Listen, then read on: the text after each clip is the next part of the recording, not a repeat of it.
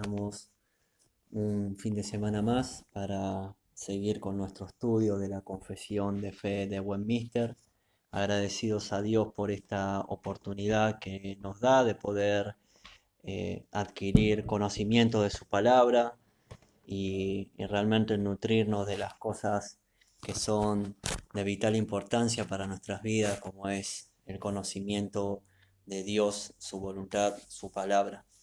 Y bueno, hoy estaremos abarcando la novena clase, como anoche hemos explicado. No he podido, por una cuestión de suministro de luz faltante, no he podido dar la clase y bueno, el día de hoy estaremos repasando la clase novena que habla del libre albedrío. Y este es un tema muy importante ya que esto nos conduce realmente a saber en qué posición nos encontramos antes de estar bajo el señorío de Cristo, y también nos va a ayudar a tener una concientización y una perspectiva diferente acerca de lo que es la santidad y acerca de lo que es el pecado. Entonces es importante tener en mente lo que significa el libre albedrío, y bueno, es lo que incluyeron este grupo, este consejo de hermanos en esta confesión de fe. Bendiciones para la hermana Claudia Encina, para todos los jóvenes de Guerrero de Cristo y aún para las personas que nos escuchan de otros lados. Y bueno, vamos a estar orando para ya empezar a dar rienda a la clase. Bendito Dios, te damos gracias por esta noche, gracias por una vez más darnos ese privilegio de poder estudiar tus escrituras, Señor, poder profundizar, Señor, el conocimiento abundante que hay en ti, Señor. Queremos realmente y deseamos conocerte más, conocer tu voluntad, tu perfecto amor, Señor, todo cuanto hiciste, haces y harás por nosotros, Señor. Te ruego, amado Dios, que tú des oídos para oír, Señor, y aún nos des un corazón, Señor, enseñable, ya que necesitamos realmente, Señor, tus verdades, las cuales transforman el alma. Bendice la congregación, bendice a los hermanos que han de escuchar este mensaje, Señor, y a aquellos que no son del pueblo santo, Señor, que escuchan tus verdades, tráelos a libertad, Señor. Todo esto te lo pedimos en el bendito nombre de tu Hijo amado, nuestro Señor y Salvador Jesús. Amén. Bueno, como le decía, esta doctrina del libre albedrío, esta parte de la confesión, es de vital importancia, ya que esta nos dará un panorama mucho más claro acerca de otras perspectivas que se encuentran dentro de la misma doctrina, ¿no? En cuanto hablando a la enseñanza de las escrituras. Y lo importante es definir lo que es el libre albedrío, ya que hubo muchas controversias durante siglos en el tema de que si el libre albedrío existe o no existe, y la cuestión es saber definirlo. Y bueno, este consejo de eruditos, de pastores, de personas que respetaron la fidelidad de las escrituras, que tuvieron problema la suficiencia de las escrituras, la inerrancia de las escrituras, la sola escritura, han definido de esta manera. Dice: Dios ha dotado a la voluntad del hombre con aquella libertad natural que no es forzada ni determinada hacia el bien o hacia el mal por ninguna necesidad absoluta de la naturaleza.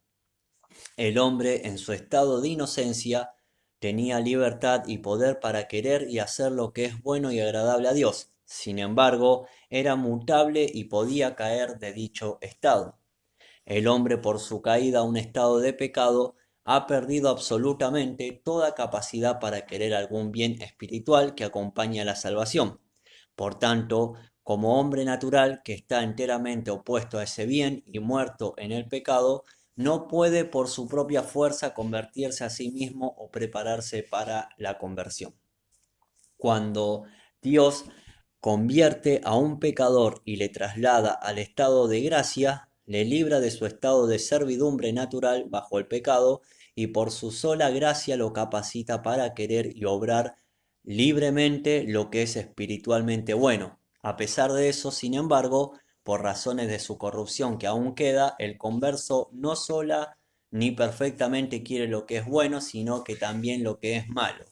La voluntad del hombre es hecha perfecta e inmutable y libre para hacer tan solo lo que es bueno únicamente en el estado de la gloria. Bueno, mandamos un saludo a Londra, Rosario Di Pini, el Señor la bendiga. Y bueno, estos se resumen en 6 puntos, la respuesta que le he dado. Y vamos a empezar. Entonces, el libre albedrío es la voluntad del hombre que, como nos describió acá en general, que era libre hasta la caída del pecado y a partir de ahí la libertad quedó en cautividad, quedó presa e incapaz de, no se trata de hacer bien, sino en cuanto a lo que respecta toda una relación con Dios para salvación, ya que el acercarse a Dios es vida. Entonces, ahí está justamente el hecho de cuánto afectó el pecado a nuestras vidas. No es que uno no pueda hacer ningún bien, ya que existen personas que no son cristianas y son moralistas, y moralmente dentro de todo correcto, pero bueno, la incapacidad trata en cuanto a agradar a Dios, ya que las personas muchas veces hacen lo bueno para gloriarse a sí mismo y no para la gloria de Dios. Entonces, bueno, es importante entender esto. Bien, punto uno dice así: Dios ha dotado a la voluntad del hombre con aquella libertad natural que no es forzada ni determinada hacia el bien o hacia el mal por ninguna necesidad absoluta de la naturaleza. Fíjese que en principio ellos dicen que Dios no nos hizo a nosotros un robot, nos puso un chip y Él nos maneja como títeres, ¿no? Sería totalmente lo contrario. Dios nos dio voluntad, una voluntad que es libertad, una voluntad natural en la cual nosotros podíamos escoger hacer bien o hacer mal. Entonces, Mateo 17:12 nos dice lo siguiente: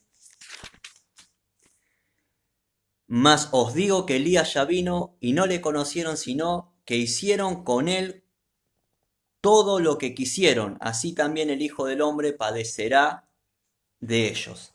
Entonces, seguimos lo que dice Santiago 1:14. Santiago 1:14.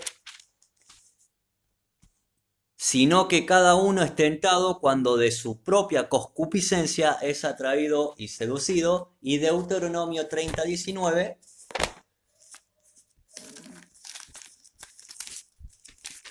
dice: A los cielos y a la tierra llamo por testigo hoy contra vosotros que os he puesto delante la vida y la muerte, la bendición y la maldición.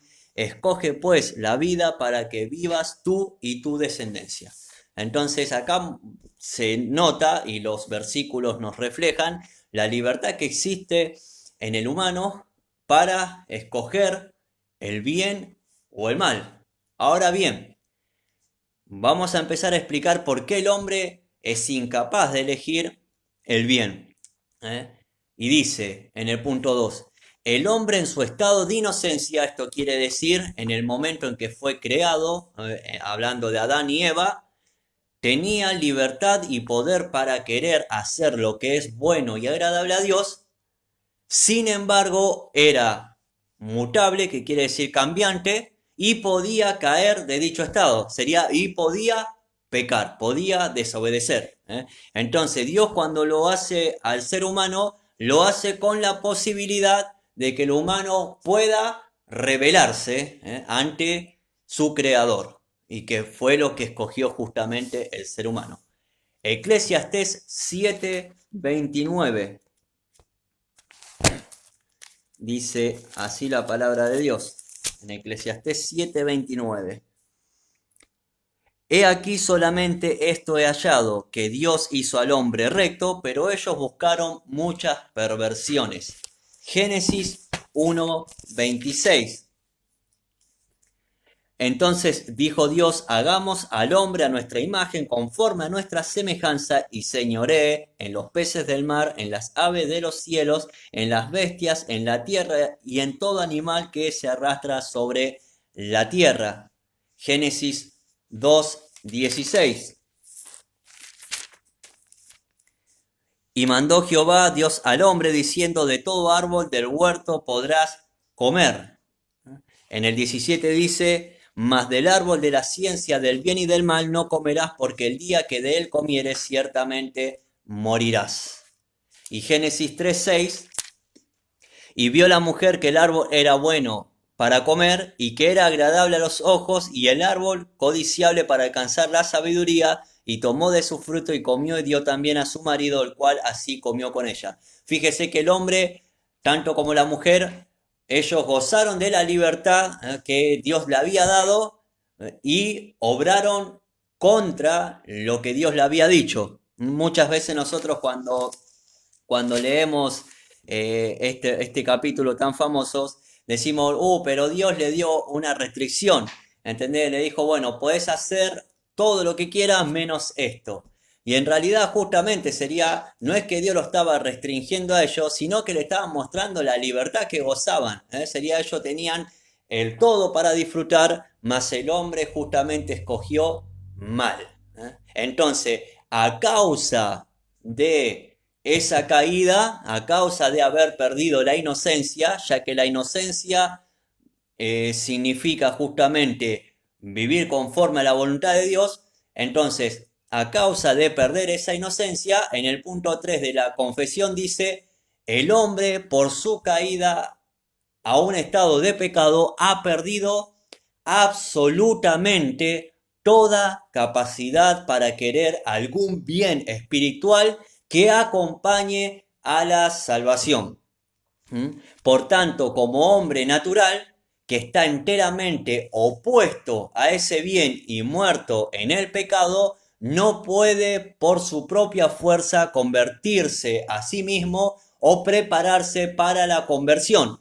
Y acá podemos ver muchas cosas que nos pueden llegar a cerrar en cuanto a nuestra manera de evangelizar, en cuanto a nuestra manera de ver justamente la mies. Sabemos que la mies es mucha, los obreros son pocos, sabemos que el mundo está alejado de Dios, que está sin Dios, que está perdido, está sin rumbo, pero debemos de conocer en qué condición se encuentra, ¿no? Se encuentra no solamente perdidos, sino absolutamente incapaces de querer algún bien que acompañe la salvación, están totalmente o enteramente opuestos a todo bien respecto a la salvación, respecto a la fe, y muertos en pecado y no pueden por su propia fuerza convertirse a sí mismo o prepararse.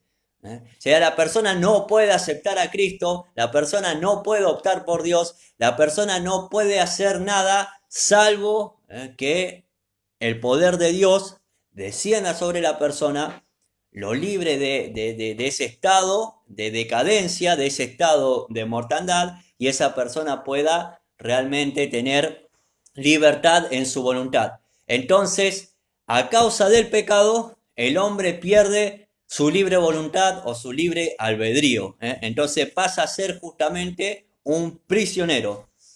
Romanos 5:6.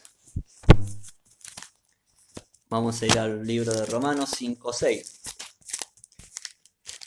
Y dice la palabra de Dios, porque Cristo, cuando aún éramos débiles, a su tiempo murió por los impíos. Hay en una versión que dice, Cristo, cuando aún éramos enfermos, a su tiempo murió, ¿no?, por nosotros. Y a veces debemos de ir al contexto en el cual se encontraba esta situación en la cual Pablo escribe. Porque nosotros decimos, bueno, alguien débil, alguien que tiene poca fuerza pero tiene fuerza. No, sería el estado de enfermo, el estado de debilidad. A vos te incapacitaba de ser una persona normal. Vos estabas excluida de la sociedad, vos eras inmundo. Ante la ley justamente que se regía, vos eras una persona inmunda, incapaz, eras ineficiente, sería deficiente, no podías hacer nada, eras un estorbo y eras peor que eso, en realidad eras nada. Y en ese contexto nosotros podemos realmente entender que cuando nosotros hemos caído en pecado, en el pecado original, se ha perdido absolutamente toda capacidad para querer un bien espiritual y acompañar a la salvación. En Romanos también 8:7 nos dice el apóstol: por cuanto los designios de la carne son enemistad contra Dios, porque no se sujetan a la ley de Dios ni tampoco pueden. Sería entonces, imposible que el hombre se sujete a Dios a menos que Dios mismo intervenga. En Juan 15:5 la palabra nos enseña también acerca de esto.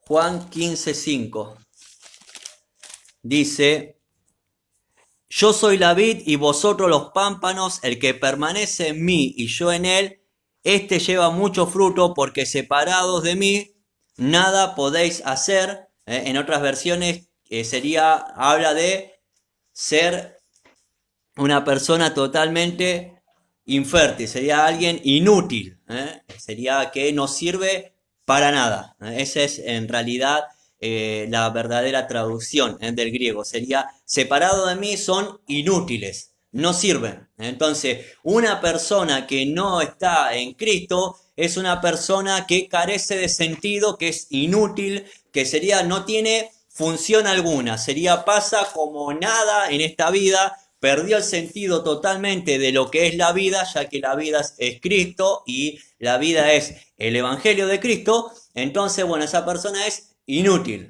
no sirve para nada, no es nada. Bien, seguimos. Romanos 3:10. Romanos 3:10 nos dice: como está escrito, no hay justo ni aún uno. Que en realidad dice: no hay justicia, no hay quien la haga. O sea, nadie fuera de Cristo y fuera de las personas que luego son alcanzadas por Cristo va a practicar la justicia, porque está opuesto a lo de Dios. Su voluntad se encuentra totalmente opuesta a lo de Dios, se encuentra totalmente esclavizada al pecado y no va a pensar nada conforme a Dios, sino sus pensamientos están tan entenebrecidos que lo único que puede pensar y los designios de su corazón son de continuamente el mal. Seguimos en el versículo 12, dice: todos se desviaron a una, se hicieron inútiles, no hay quien haga lo bueno, no hay ni siquiera uno. Bien, esto hablando justamente de lo que hace el pecado. Hablando del pecado original, fíjese, sería: la persona nace, es concebida de esa manera, es concebida inútil, es concebida inerte, ya que no tiene vida, es concebida enemiga de Dios, y por eso la necesidad de un Salvador, por eso la necesidad de predicar el Evangelio como la Biblia lo narra, y no tan solo diciendo que Dios te ama, ya que en realidad la manifestación del amor de Dios se da evidencia cuando el alma es redimida de sus pecados, es limpia, y empieza a andar en obras de justicia. Si no, Dios no lo está amando a esa persona. Por eso hay que tener cuidado, hermano, cuando usamos esa frase tan famosa en el día de hoy. Bien, Efesios 2:1.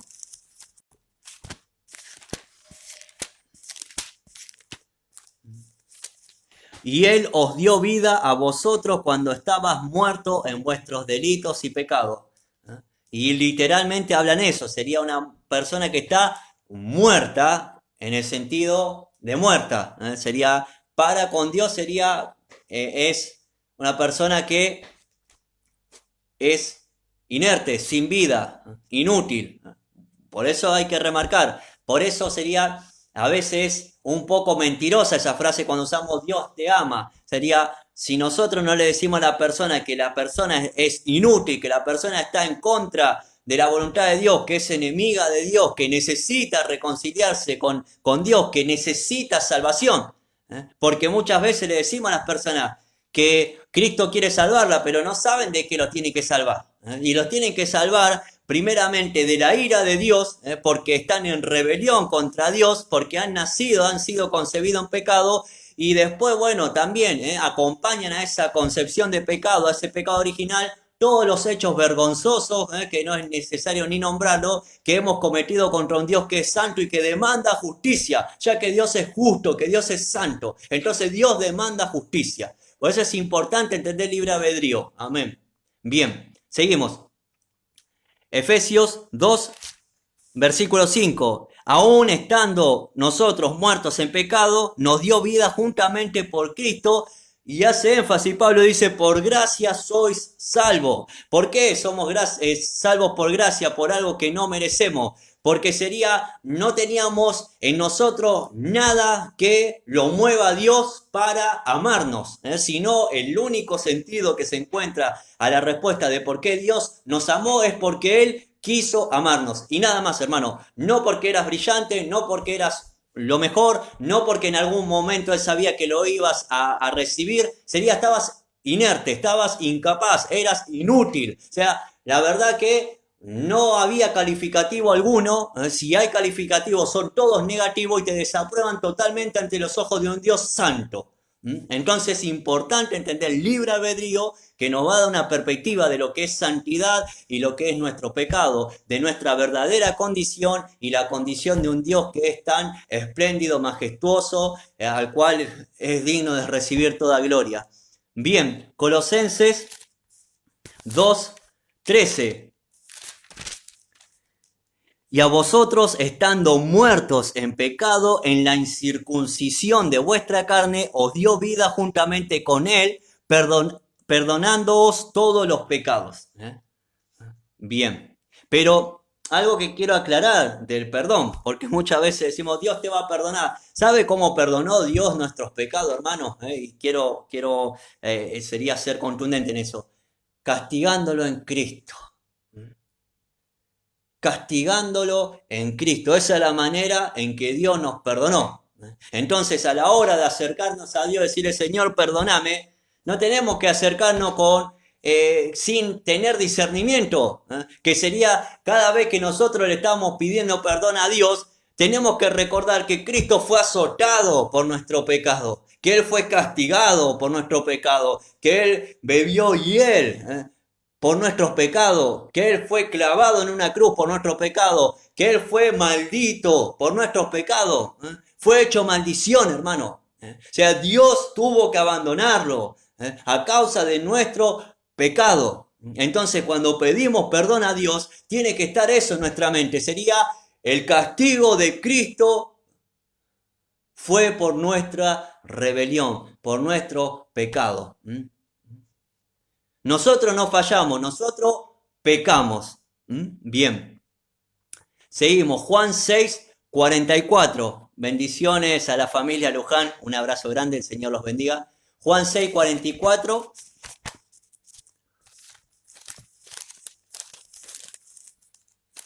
Dice así la palabra de Dios.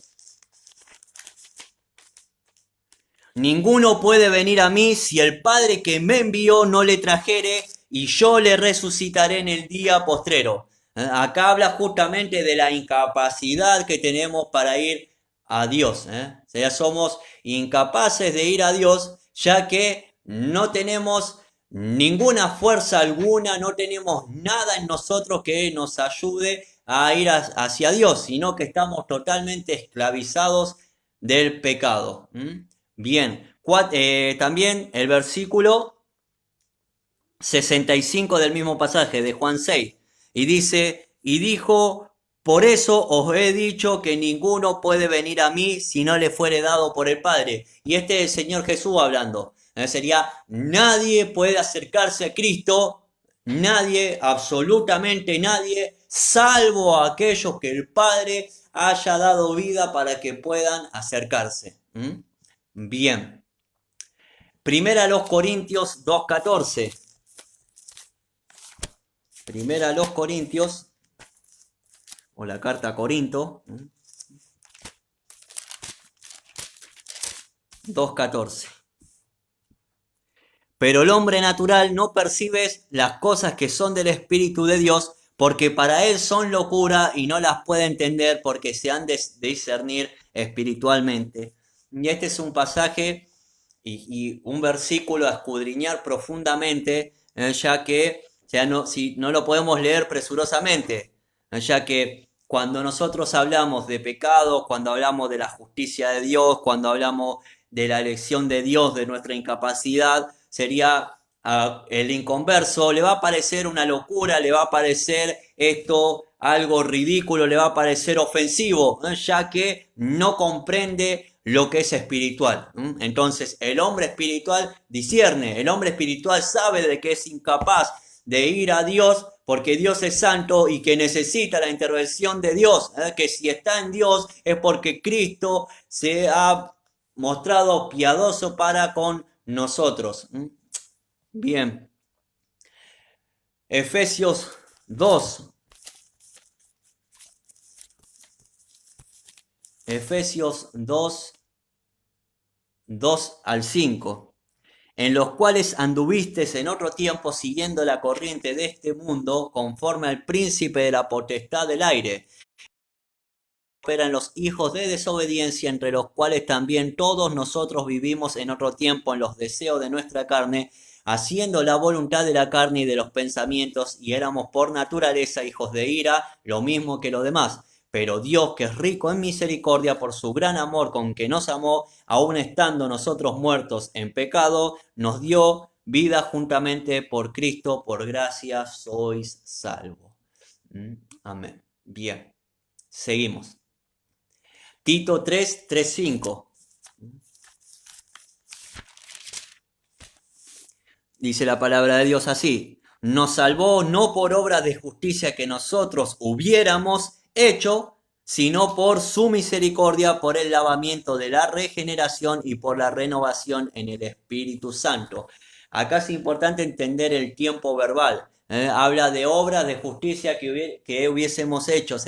Está hablando de que nosotros no es que fuimos cooperando para nuestra salvación, o que pudimos hacer algo, o que podríamos, o podemos, ya que es en sentido de pasado, hablando de que Él nos salvó antes de que nosotros pudiéramos hacer cualquier cosa. Acá es contundente la palabra. Seguimos. Punto 4. Cuando Dios convierte a un pecador y le traslada al estado de gracia, le libra de su estado de servidumbre natural bajo el pecado y por su sola gracia lo capacita para querer y obrar libremente lo que es espiritualmente bueno. A pesar de eso, sin embargo, por razón de su corrupción que aún queda, el converso no sola ni perfectamente quiere lo que es bueno, sino que quiere también lo que es malo. Y acá es interesante comprender esta verdad que nos dicen estos puritanos, ya que acá nos habla de la vida del cristiano.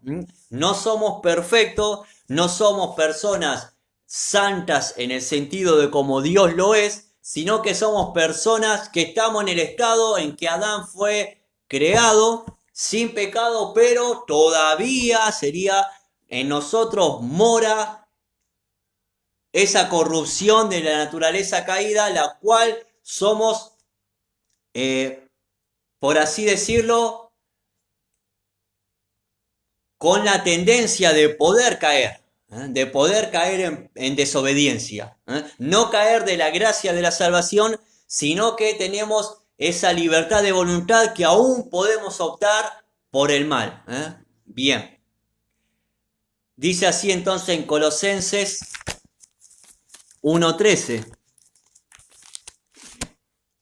el cual nos ha librado de la potestad de las tinieblas y trasladado al reino de su Hijo amado. Y Juan 8, 34 y 36, Juan 8, 34 y 36 dice: Jesús le respondió: de cierto os digo que todo aquel que hace pecado, esclavo es del pecado. Y el esclavo no queda en casa para siempre, el Hijo sí queda para siempre.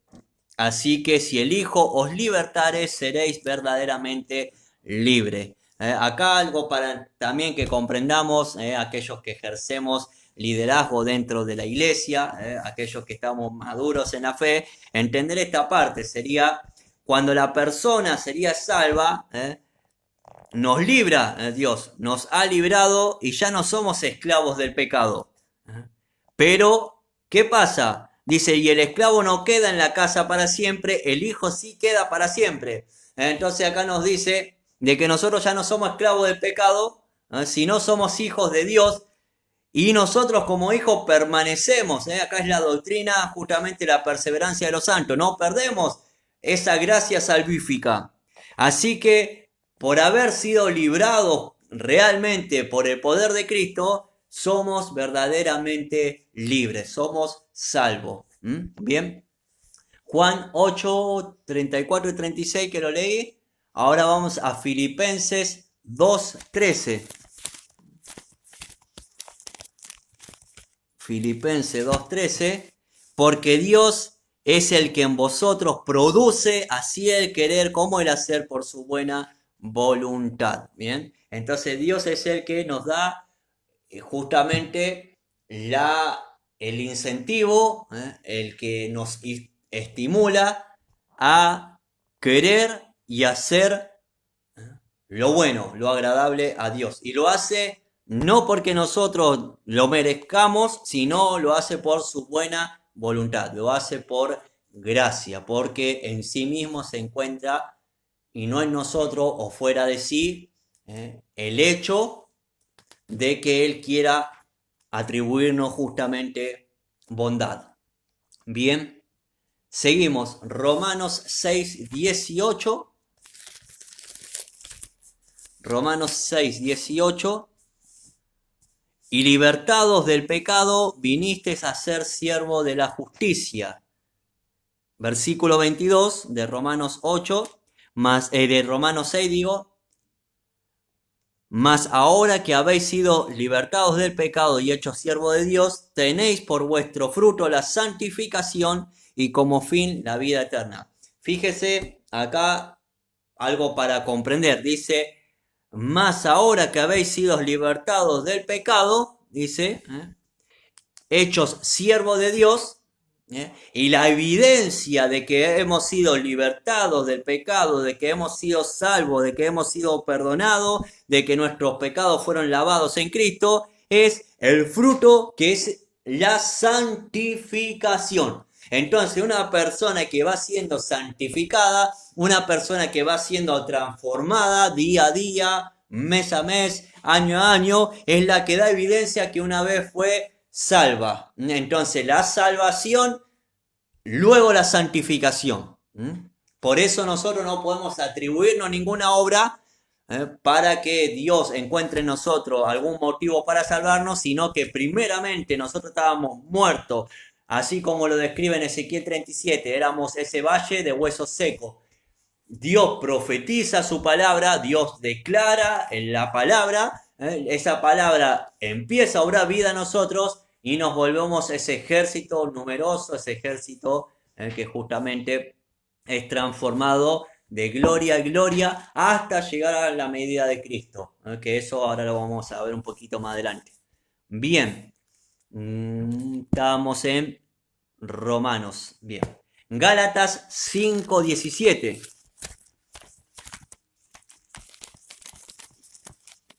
A ver. Acá está. Gálatas 5:17. Porque el deseo de la carne es contra el espíritu y el del espíritu es contra la carne y estos se oponen entre sí para que no hagáis lo que quisiereis. Bien. Entonces, el Espíritu Santo se interpone justamente contra la carne para no hacer lo que queremos, para no justamente, como bien decía al principio, el corazón del hombre siempre tiende a hacer el mal. Entonces el Espíritu Santo nos fortalece para no hacer lo que queramos, sino nos ayuda a hacer la voluntad de Dios. Amén. Romanos 7:15. Romanos 7:15 dice, porque lo que hago no lo entiendo, pues no hago lo que quiero, sino lo que aborrezco, eso hago, y si lo que no quiero, esto hago, apruebo que la ley es buena. Y yo sé que en mí, esto es, en mi carne, no mora el bien, porque el querer el bien está en mí, pero no el hacerlo. Porque no hago el bien que quiero, sino el mal que no quiero, eso hago. Y el versículo 21 dice, así que queriendo yo hacer el bien, hallo esta ley que el mal está en mí. Versículo 23, pero veo ahora otra ley en mis miembros que se revela contra la ley de mi mente y que me lleva cautivo a la ley del pecado que está en mis miembros. Acá Pablo hablando justamente de las dos naturalezas que cohabitan, que están juntas, que sería nuestro cuerpo de muerte, que es el cuerpo que hemos heredado de nuestros padres Adán y Eva, y bueno, nuestro espíritu renovado en Cristo, el cual espera ese cuerpo glorificado, que es el punto que sigue. Dice, la voluntad del hombre es hecha perfecta e inmutablemente libre para hacer tan solo lo que es bueno, únicamente en el estado de la gloria. Entonces, fíjese que nuestra batalla es hasta el fin. Como dice la palabra de Dios, el que persevera hasta el fin, ese será salvo. No porque uno no haya sido salvo, no porque uno puede perder la salvación, sino que la evidencia de que uno es salvo es aquel que persevera hasta el fin. Una persona que verdaderamente ha manifestado que la salvación era evidente, que era verdadera, que era algo real. Bien, entonces, nuestra voluntad va a ser totalmente y perfectamente libre y solamente vamos a desear todo lo que respecta a Dios únicamente en el estado de gloria, cuando seamos conformados a la imagen y semejanza de Jesucristo. Recuerde que en la regeneración nosotros estamos en ese proceso en el cual volvemos al estado en el que estaba Adán y Eva, que estamos ahí, sería siendo mutables, pudiendo caer en pecado, más cuando seamos redimidos de una vez y para siempre en la segunda venida de nuestro gran Rey y Salvador Jesús, vamos a ser como Él. Seremos semejantes a Él. No es que vamos a ser igual a Cristo, sino semejantes a Cristo, queriendo exclusivamente, solamente deseando lo que es bueno, lo que es agradable a Dios. Efesios 4:13. Efesios 4:13. La palabra de Dios dice, hasta que todos lleguemos a la unidad de la fe y del conocimiento del Hijo de Dios, a un varón perfecto, a la medida de la estatura de la plenitud de Cristo. Recuerda esto, hermano, esto lo vamos a lograr al final de todas las cosas, pero que no nos sea de excusa. El hecho de decir, pero si no voy a ser perfecto, no me voy a forzar.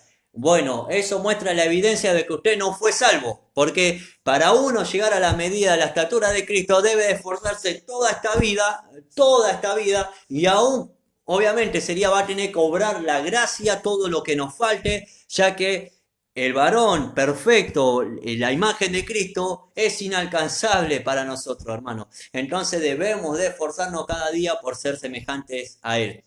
Judas 24, el libro de Judas, versículo 24, y aquel que es poderoso para guardaros sin caída y presentaros sin mancha delante de su gloria con gran alegría. Como le dije, este es mi versículo favorito de la palabra de Dios, ya que, bueno, acá me habla justamente de la eficacia de la salvación, de la perseverancia de los santos, de que una vez que Dios ha puesto su sello, su Espíritu Santo sobre mí, tengo garantizado de que soy salvo.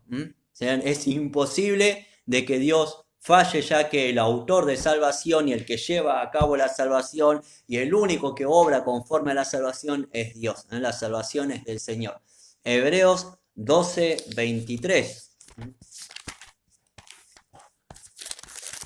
Hebreos 12:23 dice,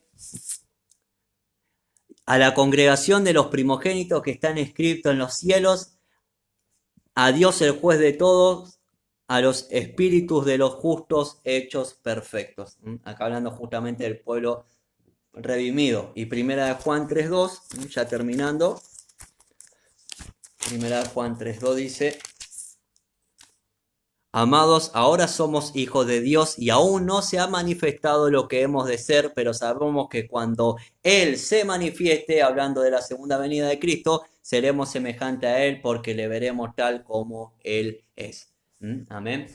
Bueno, entonces hemos abarcado la doctrina de la voluntad o del libre albedrío, entendido de que el hombre fue creado con una libre voluntad, más su voluntad quedó prisionera por la desobediencia, por el pecado, y a causa de la desobediencia de nuestros representantes, que son Adán y Eva, todos los demás nacemos con eso, nacemos con nuestra voluntad prisionera, no tenemos un libre albedrío en el sentido de desearlo de Dios, sino de aborrecer todo lo que tenga que ver con Dios, pero sí tenemos libre libertad de poder decidir, por ejemplo, si me levanto, si no me levanto, si voy a trabajar, si no, si hago una vida moralmente correcta o si no la hago así, con quién me caso, con quién no me caso, sería uno, en ese sentido sí es libre, pero bueno, cuando hablamos de la doctrina del libre albedrío de la voluntad, hablamos siempre con respecto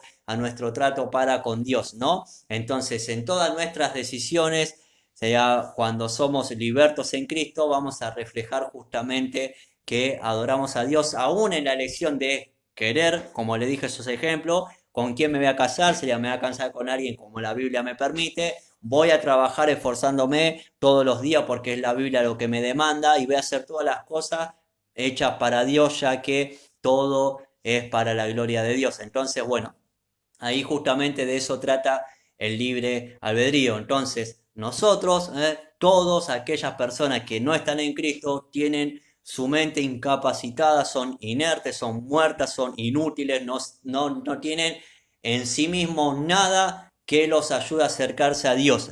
Entonces son constituidos enemigos de Dios, o sea, están contrarios, son hijos de las tinieblas, son hijos de Satanás, están totalmente destituidos de toda bondad, siempre y cuando prediquemos la palabra de Dios y se pueda dar evidencia de que, bueno, ha sido un escogido de Dios al recibir la palabra, ya que Dios obrará justamente oídos para que oiga el mensaje y Dios hará el resto de las cosas. Recuerden que el Señor nos dio una gran responsabilidad, que la salvación sea conocida, que la salvación sea dada a todo hombre por medio de la predicación del Evangelio. Entonces, para uno sería tener en conciencia que necesita ser salvo, necesita también encontrarse en la condición y estar enterado en la condición en que se encuentra. Entonces recuerda a la hora de evangelizar de informar a la persona en la condición en que se encuentra y seguramente que usted no le va a decir que Dios le ama, sino que si usted le tiene que decir en la condición que se encuentra esa vida fuera de Cristo, la noticia empieza primeramente mal para luego dar la oferta de salvación. Entonces, el Señor le bendiga grandemente, espero que le haya sido de bendición esta clase. Esperemos que realmente haya sido claro todos los ejemplos que hemos dado. Y bueno, la próxima clase, el día sábado que viene, vamos a estar hablando sobre el llamamiento eficaz. Vamos a ver la doctrina justamente de la elección. Y acá justamente nos vamos a encontrar también con muchas cosas que nos vamos a estar preguntando, ¿no? Más aquellos que por ahí nunca han estudiado las doctrinas de la gracia y va a encontrar justamente que la salvación es absolutamente, completamente de Dios. Entonces, quiera Dios que invite ahí a unos amigos a conectarse, que compartan justamente la enseñanza y esto traerá de en serio un despertar grande a la iglesia. Como digo cada martes, mi oración es por salvación, mi oración es por un avivamiento, por un despertar. El Señor le bendiga grandemente, Dios bendiga su semana, los ayude realmente a amarlo, a anhelarlo y a hacer cada cosa para su gloria. saludos a todos, gracias por este tiempo que me han compartido y han apartado para nuestro Señor. Bendiciones.